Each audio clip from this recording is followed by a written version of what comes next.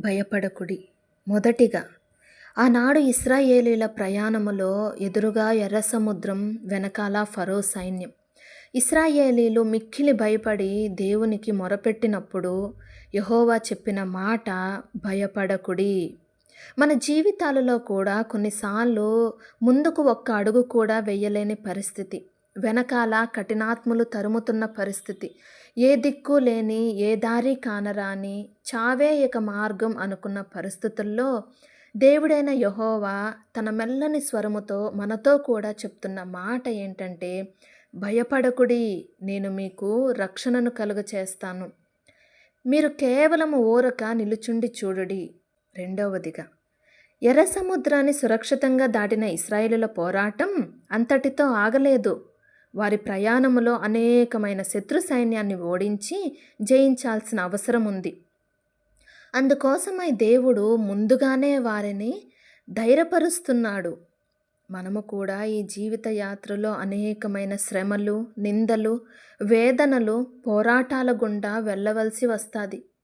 ఆనాడు ఇశ్రాయేలీలను ధైర్యపరిచిన దేవుడు మనతో కూడా తన మెల్లనైన స్వరముతో చెప్తున్న మాటలేంటంటే, మీ హృదయాలను జంకనీయకుడి, భయపడకుడి, వనకకుడి, వారి ముఖాలను చూసి బెదరిపోబాకండి.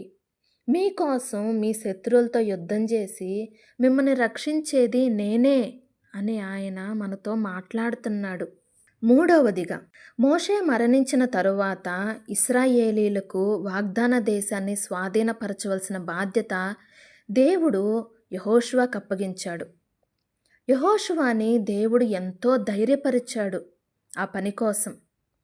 మనలో ప్రతి ఒక్కరికి కూడా ఇంట్లో, బయట, ఉద్యోగము మరియు వ్యాపార స్థలాల్లో కొన్ని బాధ్యతలు మనకి దేవుడు అప్పగించాడు. ఆనాడు యెహోషువాని ధైర్యపరిచిన దేవుడు ఆ మాటల ద్వారా నేడు మనతో కూడా మాట్లాడుతున్నాడు. భయపడబాక, దేనికి కూడా దిగులు పడబాక, జడియకుము, నిబ్బరము కలిగి ధైర్యంగా ఉండు. ఎందుకంటే నేను ఎల్లప్పుడూ నీకు తోడుగా ఉంటాను, నిన్ను విడువను, నిన్ను ఎడబాయను, ఎప్పుడు కూడా విస్మయం పొందబాక అని ఆయన మనతో కూడా ఈరోజు చెప్తున్నాడు. ఒక మనుష్యుడు తన కుమారుణ్ణి ఎత్తుకొని నడిపించినట్లు మన దేవుడైన యెహోవా మనల్ని కూడా ఎత్తుకొని మన మార్గం అంతటిలో కూడా సురక్షితంగా నడిపిస్తాడని మనము కూడా నమ్ముదాము.